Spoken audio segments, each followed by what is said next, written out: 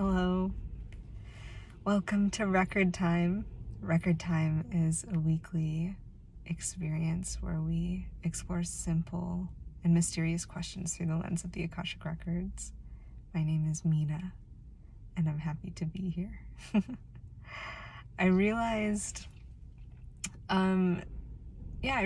just now that I've never actually told you guys the story of why I do this work or how I came to find this work. So if you would indulge me today, I'd love to share that with you. And I don't know how long this one will be, so I guess we'll just roll with it. I'll try to be concise though, which is not my strong suit, but I'll do my best. So today, there's no question. We're just gonna explore my story of how I got here. So if you don't know anything about my work, I call myself an Akashic record reader and a meditation instructor. And basically what I do is I help people who feel stuck and unfulfilled in their work or their life connect to their gifts, their innate gifts and their purpose and their potential so they can cultivate clarity and contentment. And so that's how I explain my work to people. And it might seem vague, but I'd love to tell you why I do that, because it's kind of, when I say that to people, they either are like, wow, that's neat, or they're like, what does that even mean? So I guess for 10 years or more, at this point it's probably longer, but since I was a kid, I always wondered what my purpose was. I don't know why, I was just obsessed with that. I was obsessed with finding the deeper meaning of life from a young age. It was I was in existential crisis since I was 10 years old or younger. And I just always wanted to know. I felt like there had to be a meaning to this. I didn't know why we were here. I would listen to different spiritual teachers and saints from India come and speak. Whenever they would speak, I was fortunate to have a family that was kind of spiritually curious. So I would listen to these people talk and try to understand why we were here, and they all had these different explanations, and I would try all these different kinds of meditations, and I never really got the answer I was looking for. I don't think I was understanding their explanations, and I wanted to know why Mina, was here. And they couldn't answer that question for me because they were speaking to a large audience. So obviously they couldn't answer why I specifically was here. But I really always felt compelled to seek what my purpose was. And it was fun and kind of lighthearted, sort of, at the beginning. If an existential crisis could be lighthearted, that's what it was. But as I got older, in high school and certainly in college, that existential I guess question turned to crisis, and it was maddening. And I was studying something that I really liked, and I was good at whatever I was doing. I was always good in school, but almost every time I would feel wow, I'm doing good at this, I would be overwhelmed by this feeling of oh my God, this is pointless. Oh my God, what am I doing here? Oh my God, this doesn't actually matter. And it was such a burden to carry. So it was difficult. So I just went through for many years, I guess all of high school and college was 10 years for me. So I went through that with just the weight of this question, just really, just grinding down my spirit. And in this time, I was really working hard at school. for a lot of different reasons. I think that, like, at that point it was just a habit, you know, to work hard. And there was also a lot of fear in there of like, I need to do well so I can provide for myself.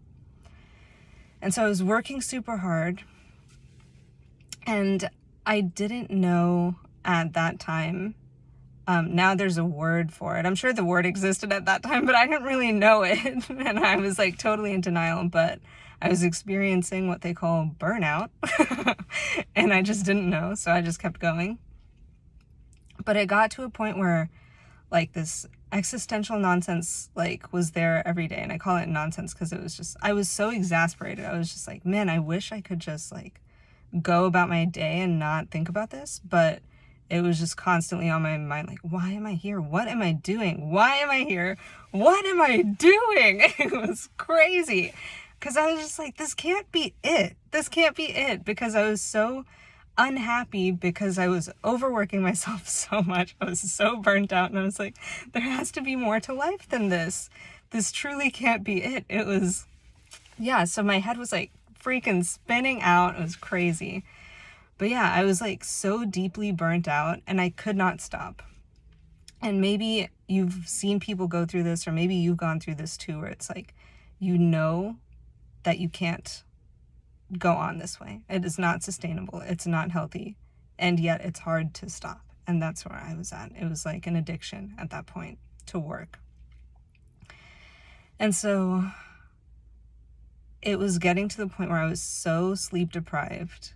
I was working like 18 to 20 hours every day.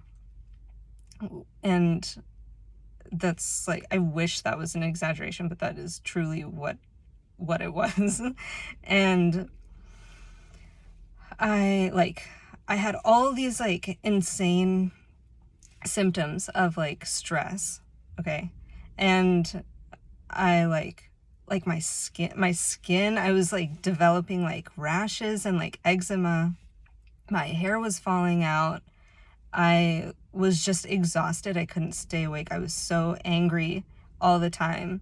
I was stressed out so badly. I was like on a hair trigger. I would like jump really easily. And to illustrate like the depth of how like crippling this anxiety was, I would like wake up screaming in the middle of the night every night. And it was weird because I remember I went home for a weekend to like just see my family, and I was sleeping, and my mom, like, I think my door was slightly open, and my mom whispered my name while I was sleeping to wake me up. And I like bolted upright, burst into tears, and was shrieking simply because someone whispered my name to wake me up. That's how like stressed out I was all the time. It was like, I don't know. I don't even know what word, like how to even describe that. I don't know what that is. And you might be like, oh my God, why didn't you go to a doctor? And yeah, I probably should have. And I do remember I did. I went to a couple doctors, but they didn't really do anything, which I thought was bizarre. But in hindsight, it's probably like good and fine. It worked out however it worked out for the best, because I was able to find what I do now, and I was able to, you know, heal myself, if we want to use that word, that H word that I don't really like to use. But in that case, like physically, I had physical ailments, and I was able to heal those things. And the way that I did that, one of the big things that I did was meditation. And I started meditating at that time. I also like made some changes to my diet, and that helped a lot.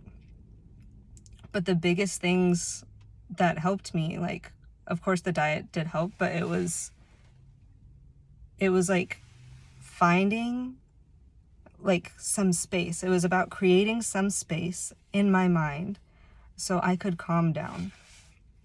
So I started meditating. And when I say meditating, I just like, no one taught me how to meditate at that point. And I said, like, you know, as a kid, I tried many different meditations, and none of them I ever really stuck to. So I just tried whatever. I like got one of those like meditation apps, and I won't say which one because I'm not like the biggest fan of meditation apps, but at that point it was all I could think of, so I was just like, okay, cool, I'll just do this, and it began to help a little bit. And then after that time, I was still like so anxious. I was in existential crisis, but I had pulled myself away from like the edge, like enough to where I could like keep going and finish what I was doing. I finished my degrees and it was fine. But then at the end, when I finally graduated, I still like, at least my health was okay. At least because of the meditation, I wasn't waking up in the middle of the night screaming. So I had done enough to keep myself alive at that point. But I was so depressed and I was so sad and burnt out, and I was still really, really anxious. I was terrified of the future. And I just kept thinking I couldn't get it out of my head. And I'm telling, like, it had been 10 years at this point of like most days, if not every day, thinking like there has to be more to life than this. I need to know what my purpose is. And I remember I would think like, I would pray fervently just to anyone and anything. I was just like, just tell me what I'm supposed to do and I will do it. But I would like, I'm like almost in tears thinking about it because I would cry just like begging to know, just like someone, something, universe, tell me what to do. And I promise I'll do it, but just put me out of my misery of not knowing. And soon after I graduated, I stumbled upon this thing that this woman was teaching called the Akashic Records, how to read the Akashic Records. And I thought like, oh, that might be fun, because over the years I'd tried, a lot of different things to try to figure out my purpose. I read like all the self-help books. I listened to so many podcasts. I don't know, I tried learning all kinds of things, and like I would like do all these like fucking journaling exercises. I did anything I could think of. I like learned, like I dabbled with astrology. I was like, oh, maybe astrology will tell me what my purpose is. And like I tried so many things just to figure this out. It was like a game I was playing. And so when I stumbled upon the Akashic Records, I was like, oh, maybe this, it'll be like a new level of this game that I play of like how to find your purpose or whatever. Maybe I'll be able to ask these records what my purpose is and I'll be able to figure it out.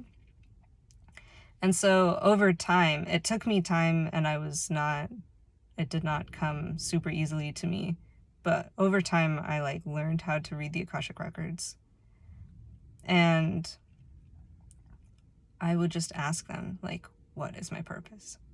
Until I could like kind of connect to them. Every time I tried to open them and tried to connect to them, that's the only thing I was asking, because that's the only thing I cared about. I was like, what's my purpose? What's my purpose? Why am I here? What am I supposed to be doing?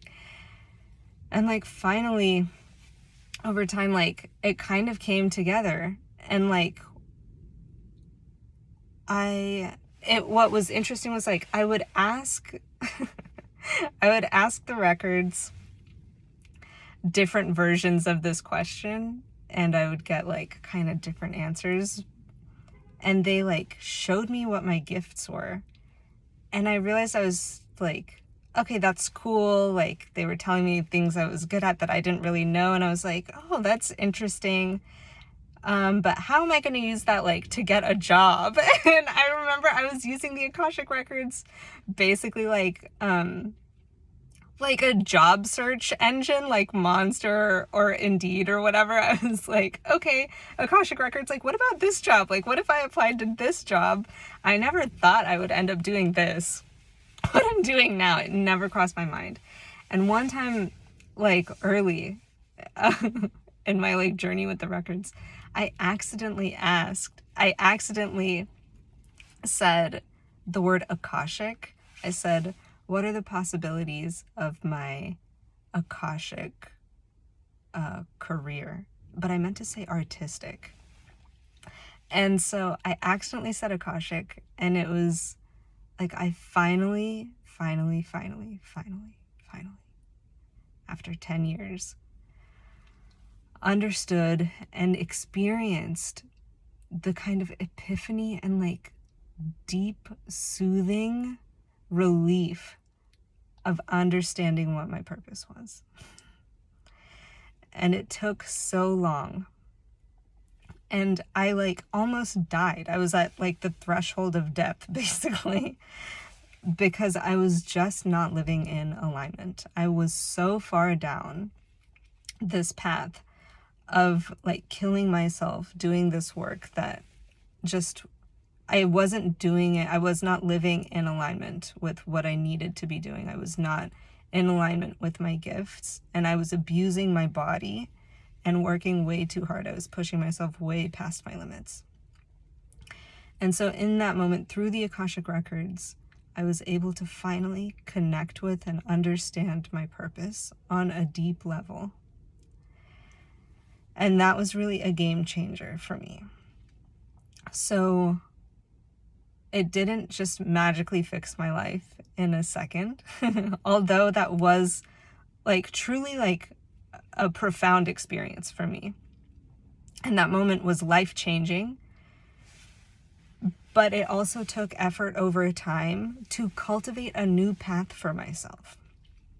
Okay, and over time, through like using the Akashic Records, giving myself, reading for myself, getting these like energetic healings, I don't even know like all of the magic of the records that was happening, but I think a lot was happening that I didn't even understand. And so when I read for people now, I tell them like, you know, the words are great. The question and answer part is great, but it's not just that. That's like wonderful. It's also like there's an energetic transmission that happens that I can't explain. And I'm kind of a skeptic. So I'm like, I know that sounds weird, but like, I don't know how to explain it. So that's just what I'm going to call it, is an energetic transmission. Because I don't know what kind of stuff is happening in the background when I'm doing these readings. But I have a feeling it's epic. Like it really changed a lot for me. And so it was this like tandem thing of the Akashic Record readings, right, that I was doing for myself. And I finally learned how to meditate in a way that like actually made a difference in my life. The way I was meditating before, I stopped using the app and I learned from a teacher how to meditate. And that was like, I think that was even more epic and profound than the Akashic Record readings. But both of those things together changed my life. And the way they changed my life was all of the anxiety that I had slowly over time diminished. And there was a day when I realized like, I am not scared right now. I'm not fearful of the future right now. I'm not worried about what's going to happen next right now. And it took time. And it took a really diligent practice. I had to be devoted to the work, to doing it. But that is what created this transformation for me. It pulled me out of that space of like waking up in the middle of the night screaming to being overwhelmed almost daily, like in tears begging for relief. These two things are what did that for me. And so that's how I decided to make this my work and to share this with other people. And so the reason I'm telling you this story is that if you can relate to this in any way, if you can see yourself a little bit in the story I just told, I want you to know that another path, another version of reality exists for you. And that if you're suffering deeply from anxiety right now, there is another life available for you. It might take time and it might take work, and you might need some help. You might need the help of another person to get there, but it is available. It is possible. So I want you to have hope if you can relate to that in any form or fashion. Because I didn't know that when I was experiencing that. I didn't know that something else existed. I didn't know that a life without anxiety was possible. It felt completely impossible at that time. And I wish someone had told me that. So if that's you, if you're there, it's possible. And you don't have to suffer forever. Another life that is not dominated by anxiety is available for you. And you do have a purpose. And it's not hiding from you. Okay. I'm sending you so much love and strength. And just love, love, love, love on your path, on your journey. And I hope you come out on the other side stronger and happier.